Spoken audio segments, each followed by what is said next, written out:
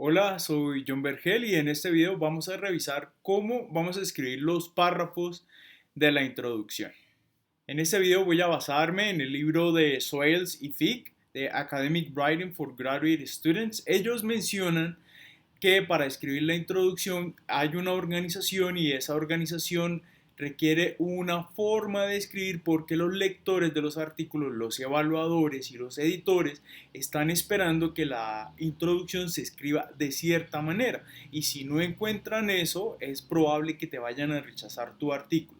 Estos dos autores mencionan que hay tres movimientos que realizar al momento de escribir los párrafos de una introducción. El primer movimiento se denomina establecer un territorio de investigación. El segundo movimiento se denomina establecer un nicho establecer un vacío. Ellos le llaman establecer un nicho, pero nicho se define como un hueco, prefiero colocarlo como un vacío en el conocimiento. Y el tercer movimiento es ocupar ese vacío, ese nicho.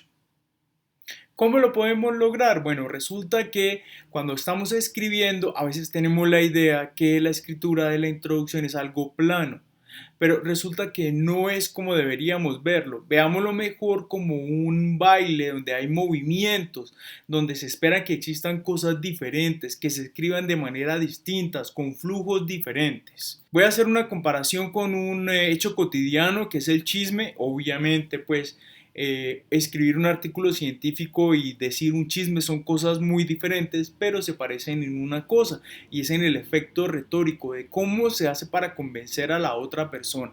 Por ejemplo, en el chisme hay diferentes movimientos. Fíjense, por ejemplo, en este chisme que les voy a comentar ahora. Hay un primer movimiento donde establezco el territorio y le digo a otra persona, ¿usted sabe el último chisme? Eso es un movimiento que denota un flujo como de crear una expectativa. Luego le digo, ¿sabe a quién vieron salir de un taxi? Ese es un movimiento en el que estoy dando un flujo más de crear emoción a la persona. La otra persona va a abrir los ojos esperando que yo le diga el boom del chisme y finalizo diciendo pues a Julanita, la que tiene novio. Entonces el último movimiento hago un cierre donde ya termino de, digamos, de darle un final a la expectativa que he creado y más o menos escribir una introducción es algo similar en el sentido de que debo generar distintas expectativas y crear un movimiento en la lectura. Es decir, cuando el lector está revisando tu introducción, debe ver que hay movimientos, flujos de propósitos y de intenciones en ese movimiento. Voy a presentarlo de una manera más concreta para que se entienda mejor. Miren por ejemplo esta imagen de un triángulo invertido, la utilizo porque la introducción es algo más o menos así en términos macroscópicos. Tú tienes que ir de algo general hacia algo particular o también puedes ir de un problema hacia una solución. Y en esta introducción lo recomendable es que hayan por lo menos 3 párrafos, máximo 5. El primer párrafo donde tú desarrollas el primer movimiento, el segundo párrafo donde desarrollas el segundo movimiento y el tercer párrafo donde desarrollas el tercer movimiento. Puedes, si de pronto, acordémonos que un párrafo desarrolla una idea general. Si tú en el primer movimiento ves que tienes dos ideas, puedes desagregar ese párrafo en dos, donde desarrollas dos ideas para poder establecer el territorio de investigación. Pero si divides este primer movimiento en dos con dos ideas principales, trata de que este movimiento 2 y movimiento 3 ocupen cada uno un espacio. Con el movimiento 3 es muy sencillo porque ocupar el vacío normalmente toma un párrafo muy cortico. Vamos a mirar en detalle en qué consiste o cómo logro esos movimientos. Entonces, en el primer movimiento, que es establecer un territorio de investigación, yo lo logro ya sea mostrando al lector que estoy entrando en una conversación de un grupo de académicos que es problemático e interesante. Es decir, yo debo desarrollar ideas que muestren que eso de lo que yo estoy hablando en mi investigación es problemático o interesante. O lo puedo hacer introduciendo investigaciones previas, haciendo citaciones de autores que han hecho investigaciones sobre este tema del que estoy hablando de mi investigación.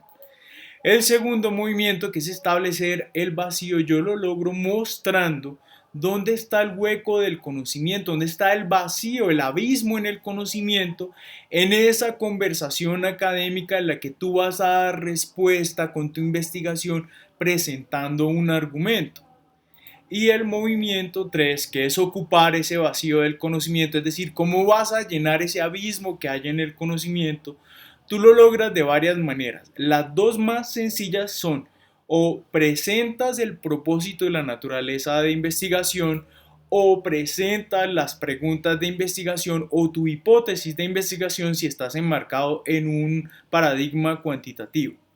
Hay otras formas de hacerlo para investigadores más expertos que son, por ejemplo, porque introduces el argumento de tu investigación o muestras el valor de tu argumento. Son un poquito más complejas estas dos últimas. Yo te recomiendo que les dejes esas dos a profesores más, investigadores seniors. Con que tú hagas las dos primeras, una de las dos, es suficiente y vas a tener éxito en tu publicación.